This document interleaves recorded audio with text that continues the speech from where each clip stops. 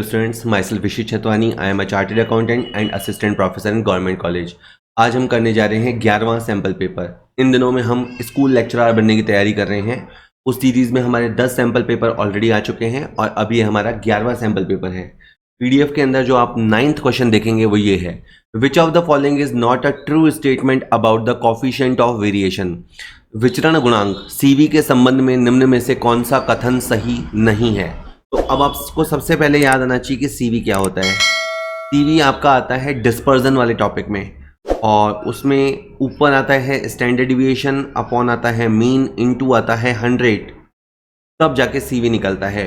For example अगर आपका मान लेते हैं कि आपका स्टैंडर्ड डिविएशन 5 है और ये भी मान लेते हैं कि आपका मीन 20 है, तो अगर इसे सॉल्व करें तो ये 25% आता है, यानी आपकी सीरीज़ के अंदर 25% का वेरिएशन है। तो पहला पॉइंट कहता है कि क्या ये एब्सोल्यूट मेजर है। सर ये एब्सोल्यूट मेजर नहीं है। ठीक है, मैं आपको बता दूं, देखिए एक होता है रेंज और एक होता है कॉफिशिएंट ऑफ रेंज। तो ये जो रेंज है ये तो है एब्सोल्यूट मेजर, ठीक है, और जब अपन उसे किसी वैल्यू के रेफरेंस में देखते हैं तो वो होता है रिलेटिव मेजरमेंट। और मैं बताता हूँ, एक होता है स्टैंडर्ड डिविएशन और एक होता है कॉफिशिएंट ऑफ स्टैंडर्ड डिविएशन। तो जो स्टैंडर्ड डिविएशन है वो तो है आपका एब्सोल्यूट, लेकिन जो कॉफिशिएंट ऑफ एसडी है वो है आपका रिलेटिव मेजरमेंट।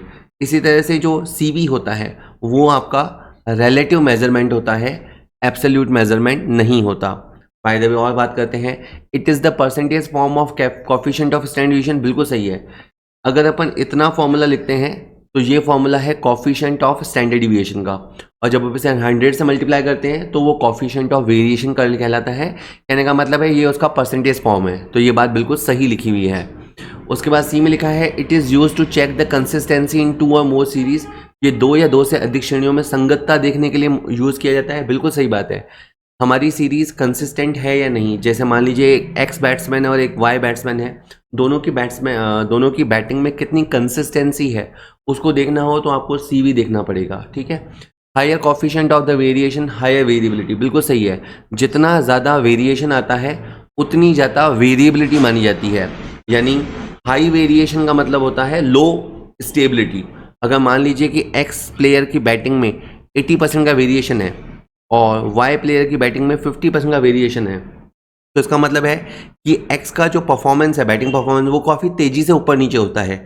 उसके मुकाबले आप वाई के परफॉर्मेंस पे ज़्यादा विश्वास कर सकते हैं क्योंकि वाई का सीवी लो है। वो बातें आपको समझ में आती है। इसमें जो पहला स्टेटमेंट था वो गलत था, बाकी तीनों स्टेटमेंट बिल्कुल सही थे। अगला क्वेश्चन देखते हैं, ये तो आंसर हो ही गया है। खैर, अगला क्वेश्चन कहता है, factor does influence the size of working capital. इनमें से कौन से फैक्टर ऐसे हैं जो वर्किंग कैपिटल के आकार को प्रभावित करते हैं। हमें बिजनेस चलाने के लिए वर्किंग कैपिटल चाहिए, ये बात सब जानते हैं। बिजनेस फ्लक्चुएशन का वर्किंग कैपिटल पर प्रभाव पड़ता है। हाँ, देखिए बिजनेस में हो सकता है तेजी हो और हो सकता है मंदी हो। अगर बिजनेस में तेजी है तो आपको ज़्यादा वर्किंग कैपिटल चाहिए, क्योंकि क्या होगा, जिस समय तेज़ी होती है, बूम होता है, उस समय आपको ज़्यादा प्रोडक्शन करना पड़ता है, ज़्यादा सेल करते हैं, ज़्यादा स्टॉक मेंटेन करते हैं, ज़्यादा उधार देते हैं। इन सब कारणों से तेज़ी के समय आपका वर्किंग कैपिटल रिक्वायरमेंट बढ़ जाएगा। मंदी के समय ग्राहक ही नहीं होते, ज़्यादा आप स्टॉक रखते नहीं हो, उधार देने में विश्वास करते नहीं हो, तो उसमें तो कम वर्किंग कैपिटल से भी काम चल जाता है। तो कहने का मतलब है बिजनेस में जो दौर चल रहा है, बूम चल रहा है या रिसेशन चल रहा है, उससे वर्किंग कैपिटल डिसाइड होती है। इसी तरह डिविडेंड पॉलिसी, ये भी डिसाइडिंग फैक्टर है। ठीक है। देखिए कुछ कंपनियां ऐसी होती हैं जो फिक्स्ड डिविडेंड है वो देती हैं। मान लीजिए कि किसी कंपनी का क्राइटेरिया है कि वो 10% अपनी कैपिटल पे देते ही देते हैं, तो इसका मतलब ये होता है कि हमेशा उन्हें अपने प्रॉफिट, मतलब वो जो प्रॉफिट कमाएंगे और उससे जो पैसा आएगा उसमें से कैपिटल का 10% तो वो डिविडेंड ही दे देंगे, तो वहाँ आपका पैसा चला जाएगा। तो अगर आप एक ऐसी कांस्टेंट डिविडेंड पॉलिसी फॉलो कर रहे हो तो आपको थोड़ा सा ज़्यादा कैपिटल मेंटेन करना पड़ेगा। कुछ लोग फ्लक्चुएटिंग डिविडेंड पॉलिसी मेंटेन करते हैं। उसमें क्या होता है, पैसा मतलब प्रॉफिट होता है तो वो डिविडेंड दे देते हैं, और प्रॉफिट नहीं होता है तो डिविडेंड नहीं देते हैं। ऐसे बिजनेसेस में थोड़ी वर्किंग कैपिटल कम में भी काम चल जाता है, लेकिन जो बिजनेस अच्छी गुडविल मेंटेन करने के लिए कांस्टेंट डिविडेंड देने में विश्वास करते हैं उनको फिर थोड़ा ज़्यादा वर्किंग कैपिटल मेंटेन करना पड़ता है। इसी तरह से क्रेडिट पॉलिसी भी वर्किंग कैपिटल को डिटरमिन करती है। देखिए, आपकी क्रेडिट पॉलिसी दो तरह की हो सकती है, या तो रिलैक्स हो सकती है या टाइट हो सकती है। रिलैक्स क्रेडिट पॉलिसी में क्या होता है, आप एक उदार साख नीति अपनाते हो, ग्राहक को 3 महीने का उधार दे दिया, 4 महीने का उधार दे दिया, स्टॉक बहुत ज़्यादा मंगा के रख लिया। तो अगर आप एक सॉफ्ट या कहें रिलैक्स क्रेडिट पॉलिसी पे विश्वास करते हैं, जहां आप ग्राहकों को लंबी लंबी उधार देते हैं, तो आपकी वर्किंग कैपिटल का साइज़ बढ़ जाएगा। और अगर आप टाइट पॉलिसी अपनाते हैं तो फिर आपको कम वर्किंग कैपिटल की ज़रूरत होगी। इसी तरह से अगर हमारे क्रेडिटर्स हमें उधार देते हैं, यानी अगर क्रेडिटर हमारे लिए रिलैक्स चलते हैं तो हमारा कम वर्किंग कैपिटल में काम हो जाएगा, और अगर क्रेडिटर्स हमारे साथ टाइट चलते हैं तो फिर हमें ज़्यादा वर्किंग कैपिटल की ज़रूरत होगी। तो ये सारे के सारे फैक्टर्स वर्किंग कैपिटल के साइज़ को अफेक्ट करते हैं। ये टॉपिक था आपका वर्किंग कैपिटल मैनेजमेंट वाला टॉपिक। तो बिजनेस में हो रहे उच्चावचन से, आपके प्रॉफिट की मात्रा से, आपकी जो डिविडेंड पॉलिसी है, क्रेडिट पॉलिसी है, आपका जो कंपटीशन का लेवल है, ये सारी बातें आपकी वर्किंग कैपिटल को डिटरमिन करती हैं। पीडीएफ के अंदर आप 23rd नंबर पे ये क्वेश्चन पाएंगे। बाय द वे, ये पीडीएफ सारे कहाँ मिलेंगे, तो 6 सैम्पल पेपर के पीडीएफ तो फ्रीली अवेलेबल हैं, और वो आप इस वीडियो के नीचे डिस्क्रिप्शन में से फ्रीली डाउनलोड कर सकते हैं। उनसे आपको कंटेंट की क्वालिटी और क्वांटिटी का अंदाज़ा हो जाएगा।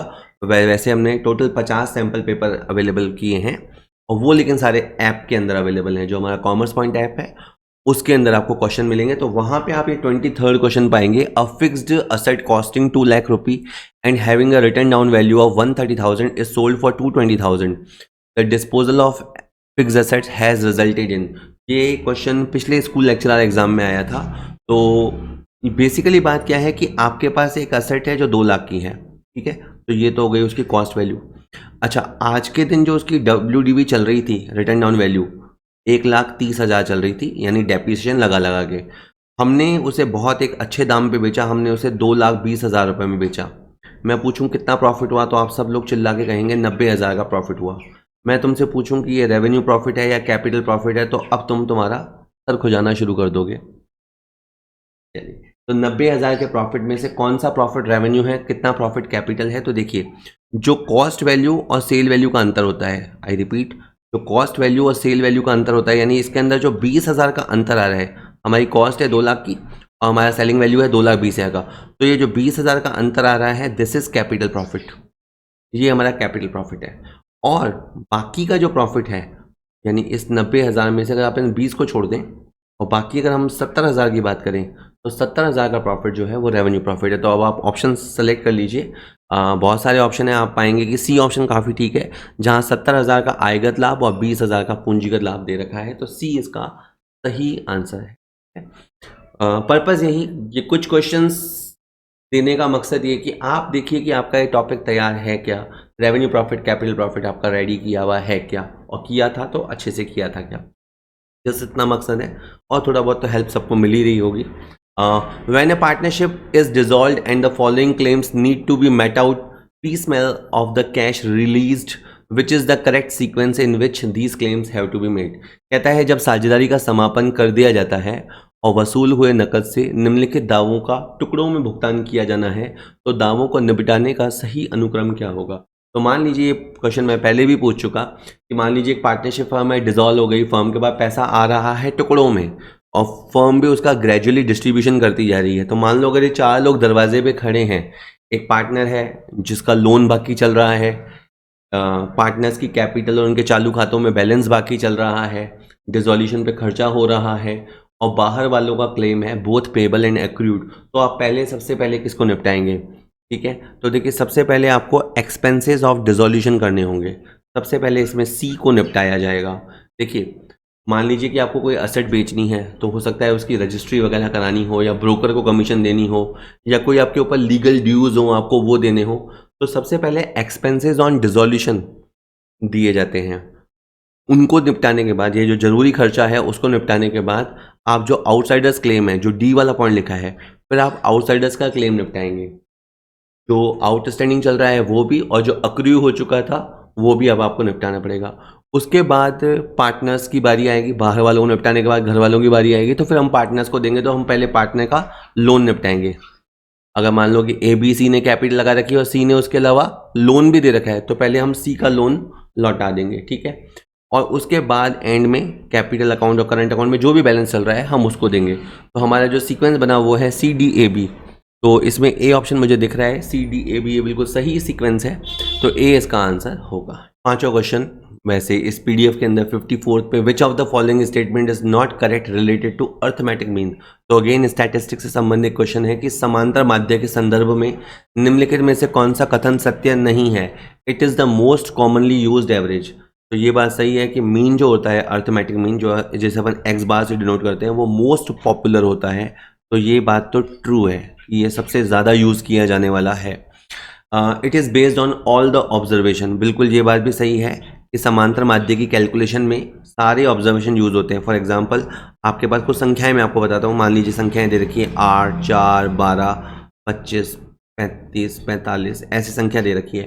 तो मीन निकालते समय आप सारी संख्याएं यूज़ करोगे, आप इन सबको बाकायदा जोड़ोगे और फिर जितनी भी जोड़ आएगी डिवाइडेड बाय जितनी ये संख्याएं हैं उसका भाग लगाओगे। कहने का मतलब है कि मीन निकालते समय सारे ऑब्जर्वेशन यूज़ होते हैं, जबकि मीडियन में जो बीच वाली वैल्यू होती है या बीच वाली दो वैल्यूज़ होती हैं उससे काम चल जाता है।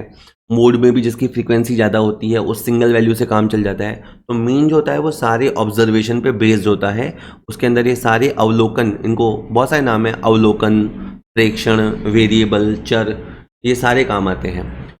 It is affected by the extreme values. बिल्कुल सर, इसमें एक्सट्रीम वैल्यूज़ का फ़र्क पड़ता है। सपोज करो अगर मैं यहाँ पे 0 ले लूँ, यानी बहुत छोटी वैल्यू ले लूँ, और यहाँ पे मान लो एक एक्सट्रीम वैल्यू 100 है वो ले लूँ, तो अभी जो मीन थोड़ी देर पहले आ रहा था, अब 0 और 100 को लेने के बाद मीन कुछ और ही आएगा। तो जैसे एक्सट्रीम वैल्यूज़ आती हैं तो आपका मीन हिल जाता है।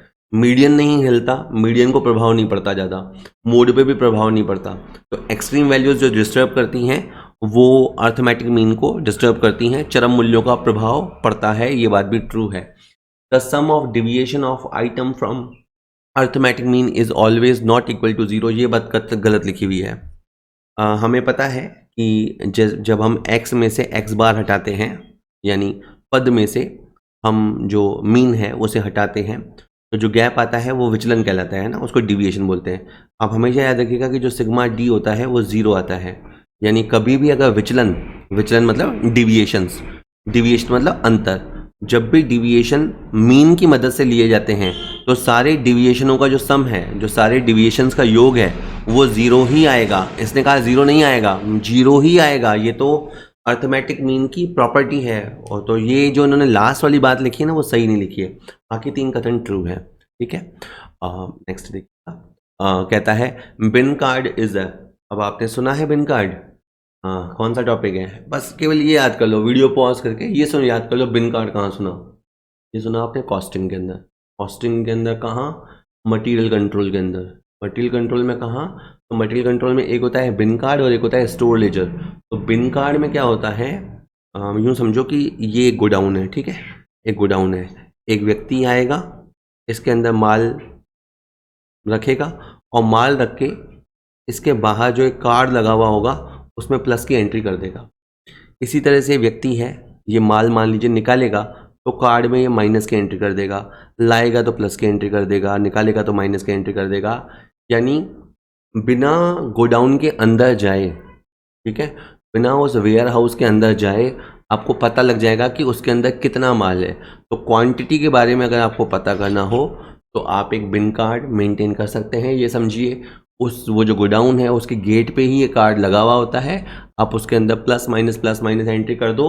किसको एंट्री करनी है? जो भी माल रखने जा रहा है या जो भी माल निकालने जा रहा है उसको इसके अंदर प्लस माइनस एंट्री करते जानी है। तो आराम से आपका स्टॉक का काउंटिंग कैलकुलेशन होता रहेगा। तो bin card is a option, सुनिए, bin card is a quantitative as well as value wise. नहीं, बिन कार्ड से आपको वैल्यू पता नहीं चलेगी। सेकंड है bin card is a quantitative record of material received, issued and balance. बिल्कुल सही है, जहाँ जहाँ वैल्यू आ रही है वो बिल्कुल गलत है, और लेबर अटेंडेंस से इसका कोई लेना देना नहीं है, ठीक है। तो बाकी ऑप्शंस फर्जी दे रखें। बी ऑप्शन सही है कि ये क्वांटिटेटिव डिटेल्ड रिकॉर्ड है जो आपका स्टोर लेजर की तरह वर्क करता है, बट स्टोर लेजर के अंदर वैल्यू भी होती है, बिन कार्ड में केवल क्वांटिटी होती है। ऑलमोस्ट हर वीडियो में आप ये मार्केटिंग क्लिप देखते होंगे, और मैं एक बात आपको इन जनरल बताता हूँ कि कई बार जो इसका प्राइस है जो मात्र 249 रुपीज़ है, उसको देख के लाइक लोगों को लाइक ये लगता है कि नहीं नहीं इतना सस्ता नहीं होगा या फ्रॉड होगा, या लाइक 249 के अंदर 50 सैम्पल पेपर या 7,500 मल्टीपल चॉइस क्वेश्चन कौन देता है। बट ये बिल्कुल जेन्युइन है। आप जो अगर हमारा कॉमर्स पॉइंट ऐप डाउनलोड करेंगे तो आप ये पाएंगे कि मात्र इतनी कम कीमत पे ही ये पूरे 7,500 MCQ अवेलेबल है। और ये क्वेश्चन हिंदी मीडियम और इंग्लिश मीडियम दोनों में है, यानी हर क्वेश्चन हिंदी इंग्लिश दोनों में दिया गया है। तो आप किसी भी भाषा से आते हो, किसी भी बोर्ड से आते हो, आपको कोई दिक्कत इसके अंदर आने वाली नहीं है। इसके अलावा जो पैटर्न है हमारे यहाँ जो RPSC फर्स्ट ग्रेड होता है, तो उसके अंदर सब्जेक्ट के 120 क्वेश्चन है, इसके अलावा 30 क्वेश्चन साइकोलॉजी के भी पूछे जाते हैं, एजुकेशन साइकोलॉजी के। तो वो आखिरी के 30 क्वेश्चन वो भी रखे हैं जो एजुकेशन साइकोलॉजी के लिए हैं। ठीक है, तो इस तरह से है। इसके अलावा एक मैं आपको थोड़ी सी बात और बता रहा था कि अब हमने इसके अंदर नोट्स भी देना शुरू कर दिया है। जो सैम्पल पेपर्स तो हैं ही हैं, और कॉम्प्लीमेंट्री अब हम हर चैप्टर वाइज नोट्स अपलोड कर रहे हैं। जैसे कॉस्टिंग का हुआ, स्टैटिस्टिक हुआ, ऑडिट हुआ, जितने भी नोट्स हैं, जितने भी टॉपिक्स हैं, मैं मानता हूँ लगभग 50 से 60 टॉपिक होते हैं। तो एक एक करके हम उनके नोट्स भी अपलोड कर रहे हैं, और वो बिल्कुल फ्री ऑफ कॉस्ट अवेलेबल हैं। तो थोड़े बहुत नोट्स से भी आपको हेल्प मिल जाएगी। और मेन, अगर आपने प्रैक्टिस कर रखी है तो आपकी प्रैक्टिस कितनी अच्छी है या नहीं है, वो आपको इन क्वेश्चनों को लगा के मिलेगा। दबा के क्वेश्चन कीजिए, बहुत सारे क्वेश्चन कीजिए और जॉब पाइए। एक और बात, नॉट ओनली ये केवल ऐसा नहीं है कि केवल राजस्थान के लोगों के लिए रेलिवेंट है। अगर आप किसी भी स्टेट में अगर आप स्कूल लेक्चरर की तैयारी कर रहे हैं तो ये टॉपिक होते हैं, 2-4 टॉपिक ऊपर नीचे कम या ज़्यादा, पर मोर और लेस यही टॉपिक हुआ करते हैं। तो ये बहुत यूज़फुल रहने वाले हैं। अगर कोई टॉपिक ऐसा है जिसके जो कवर नहीं होता है, तो आप मुझे ये व्हाट्सअप नंबर आता है बार बार स्क्रीन पे, आप उस पर व्हाट्सएप कर दिया करो। कोई क्वेश्चन में अगर आपको डाउट आता है तो आप वो मुझे भेज दिया करो, मैं समय रहते ही उसका सॉल्यूशन आपको करा दूंगा। और बाकी ये क्वेश्चंस, एक और जनरल क्वेरी रहती है कि सर इसका PDF मिल जाएगा क्या? तो सर PDF नहीं मिलेगा, आपको ऐप के अंदर ही ये क्वेश्चंस देखने होंगे, वहीं पे आपको क्वेश्चन लगाने होंगे, और जितनी बार आप क्वेश्चंस करना चाहें आप कर सकते हैं। ठीक है, लेकिन PDF के तरह सॉफ्ट कॉपी अवेलेबल नहीं हो। 63rd पे तुमसे पूछेगा, if 2 unbiased dice are rolled together, what is the probability of getting no difference of point? यदि दो निष्पक्ष पासों को एक साथ फेंका जाता है, मेन बात आप ध्यान दीजिएगा कि आपने ये एक पासा है और एक दूसरा पासा है, आपने इनको एक साथ फेंका है। आप इस बात की संभावना जानना चाहते हो कि पासे द्वारा प्रदर्शित पॉइंटों में कोई अंतर नहीं मिलेगा। आप ये शर्त लगा रहे हो या ये संभावना जांच रहे हो कि पासे पे एक जैसा अंक हो। तो जैसे अगर यहाँ पे 1-1 हो गया तो दोनों में कोई अंतर नहीं होगा, या यहाँ पे 2 और यहाँ पे 2 हो गया तो अंतर नहीं होगा, यहाँ 3 हो गया तो अंतर नहीं होगा, यहाँ 4 होने पर अंतर नहीं होगा, 5-5 होने पर अंतर नहीं होगा। और अगर पासे 6-6 दिखाएं, मतलब ये वो 6 दुर्लभ संयोग हैं, ये 6 वो कॉम्बिनेशन है जहाँ पे आप मान के चलिए कि इन परिस्थितियों में जो पासे के अंक हैं उसमें अंतर नहीं आएगा। बाकी आपको ये पता ही है कि जब हम एक पासा फेंकते हैं तो 6 परिणाम होते हैं, जब हम 2 पासे फेंकते हैं तो 36 परिणाम होते हैं। तो वैसे 36 परिणाम होते हैं, और 36 परिणामों में से ये 6 परिणाम ऐसे हैं जिनमें पासे अंतर नहीं दिखाएंगे। आई रिपीट, 36 कुल परिणामों में से 6 परिणाम ऐसे हैं जब पासे अंकों में अंतर नहीं दिखाएंगे। तो ऐसा होने की प्रोबेबिलिटी 1/6 है, ऐसे होने की प्रायिकता या संभावना 1/6 है। ठीक है, नेक्स्ट देखिए। क्वेश्चन कहता है, there is an increase in sale from ₹20 lakh to ₹30 lakh and increase in profit from ₹2 lakh to ₹4 lakh, what PV ratio? तो आपका जो प्रॉफिट वॉल्यूम रेशो है, क्योंकि अब आपके मैनेजमेंट अकाउंटिंग कोर्स में है, तो उसमें क्या होता है, अकाउंटिंग के बाद मैनेजमेंट वाले टॉपिक्स आ जाते हैं, तो उसमें आपको फाइनेंशियल एनालिसिस करना होता है। फाइनेंशियल एनालिसिस में एक बहुत ही इंपॉर्टेंट टेक्निक होती है जिसको अपन बोलते हैं ब्रेक इवन पॉइंट एनालिसिस। अब उसका एक फॉर्मूला तो होता है कंट्रीब्यूशन बटा हुआ सेल इंटू 100। ठीक है, उसमें PV रेशो पता करने का ये तरीका होता है, लेकिन ये तरीका आपका काम नहीं करेगा। तो PV रेशो पता करने का एक और फॉर्मूला होता है, और वो होता है change in profit upon change in sale. आपका प्रॉफिट में जो बदलाव आया उसको देखो और सेल में जो बदलाव आया उसको देखो। आपका जो प्रॉफिट है वो 2 लाख से 4 लाख हो गया, 2 लाख से 4 लाख, तो इसके अंदर जो चेंज आया है वो 2 लाख है। वहीं आपकी जो सेल है वो 20 लाख से 30 लाख हो गई, 20 लाख से 30 लाख, तो यहाँ पे आपका 10 लाख का अंतर आया, ठीक है। तो यहाँ पे आपका 20% है, तो आपका जो पीवी रेशो है वो आएगा आपका 20%। देखिए एग्जाम में कुछ भी हो सकता है यही क्वेश्चन आए, लेकिन वो एंड में बोल दे कि वेरिएबल कॉस्ट रेशो क्या होगा।